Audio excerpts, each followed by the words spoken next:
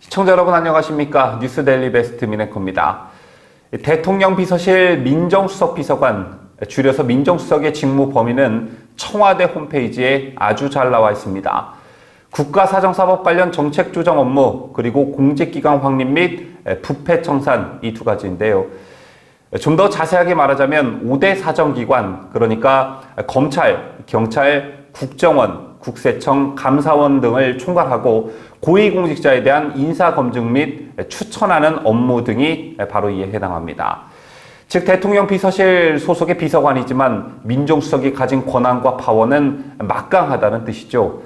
과거에는 날아가던 새도 손가락으로 찍어내면 떨어뜨리는 자리라는 이야기가 전해질 정도로 민정수석의 권세는 청와대의 실세 중에 실세였습니다.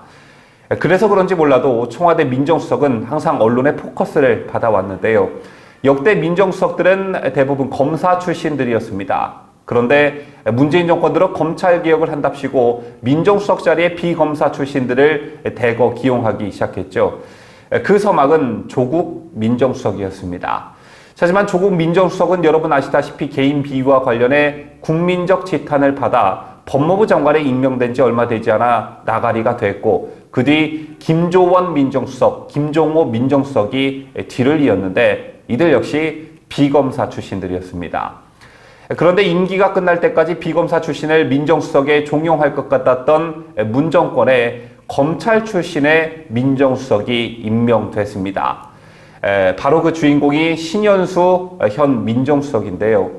오늘 아침 조간신문들이 바로 이 신현수 민정수석 얘기로 들썩이고 있습니다. 문재인 정부 첫 검찰 출신인 신현수 민정수석이 한 번도 모자라 두 번씩이나 사의를 표명했다는 게 핵심인데, 이보다 앞서 전해진 김영식 청와대 법무비서관의 사의 표명 사실과 이 사실이 맞물리면서 임기 말 권력 누수를 뜻하는 레임덕의 신호탄이란 해석까지 나오고 있습니다. 주된 내용을 파악해보고 이 같은 사태가 의미하는 바를 여러분과 함께 따져보도록 하겠습니다. 지난 7일 박범계 장관은 검사장급 인사를 발표했습니다. 이른바 검언유착 의혹과 윤석열 검찰총장 측근 사건을 지휘하는 서울중앙지검장의 이성윤 서울지검장, 월성원전 의혹 수사를 담당하는 이무봉 대전지검장, 검언유착 사건과 관련해 법무연수원 연구원으로 간 한동훈 검사장은 유임됐습니다. 소위 추미애 라인으로 꼽혀온 신재철 법무부 검찰국장은 라임 로비 의혹을 지휘하는 서울 남부지검장, 신임 검찰국장의 이정수 검사장이 임명이 됐죠. 그런데 이 과정에서 윤석열 검찰총장 패싱이라는 말이 또 나왔습니다. 윤 총장은 자신에 대한 징계에 앞장섰던 대검 부장들의 교체를 요구했다고 하는데요. 추미애 법무부 시절인 지난해 8월 검사장으로 승진한 뒤 지난해 11월에서 12월 추미애 전 장관의 윤 총장 징계 시도 때 직간접적으로 가담한 신성식 반부패 강력부장, 이정현 공공형사수사부장, 이종근 형사부장 등 친여성향 검사장들이 바로 그 대상들이었습니다. 하지만 신임 박범계 법무부 장관은 윤 총장의 의중을 인사에 적극 반영할 것처럼 하다가 결국 지 꼴리는 대로 인사를 단행했었죠. 대검 참모진과 관련한 윤 총장의 요구도 대부분 받아들여지지 않았고, 대검 참모진 인사는 조종태 춘천지검장이 대검 기획조정부장에 보임한 게 전부였습니다. 박 장관이 윤 총장과 회동 말미에 인사 발표 전 미리 전하겠다고 한 인사안도 윤 총장의 기대와는 달랐다고 하는데요. 대검은 법무부와 최종 협의를 위한 초안을 기다렸지만 법무부는 인사 당일인 지난 7일 낮 12시 20분쯤 인사 단행 소식을 법무부 출입기자단에 먼저 알렸습니다.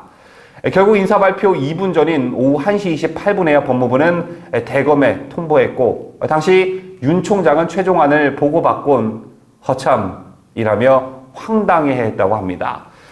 그리고 그날 인사의 비하인드 스토리가 뒤늦게 알려졌습니다. 중앙일보 보도에 따르면 윤 총장은 지난 2일과 5일 두 차례 서울 서초동 서울고등검찰청사에서 박범계 법무부 장관과 만나 인사와 관련한 의견을 주고받는 과정에서 검찰총장의 참모진인 대검부장, 즉 검사장급 인사에 총장의 견해가 반영되지 않을 거라면 모든 대검부장 자리를 비워달라, 이렇게 엄포를 놨다고 합니다. 즉 배수의 진을 친 것이죠. 하지만 이렇게 윤석열 총장이 배수의 진을 쳤음에도 불구하고 앞서 말씀드렸다시피 법무부 장관은 검찰총장의 의견을 들어 검사의 보직을 제청한다는 검찰청법 34조 1항은 추미애 법무부에 이어 박범계 법무부에서도 이행되지 못했습니다. 이런 배경에 조력자가 있었다는 게 언론의 대체적인 분석입니다. 여기엔 두 사람 간의 갈등이 자리 잡고 있는데 바로 그 주인공이 신현수 민정수석과 이광철 청와대 민정비서관입니다. 신수석은 문재인 정부 들어 첫 검찰 출신의 민정수석인데요. 신수석은 윤석열 검찰총장과 대립각을 세울 필요가 없다는 뜻을 지속적으로 내비쳤고 실제 윤석열 총장과도 친분이 있는 것으로 알려졌습니다.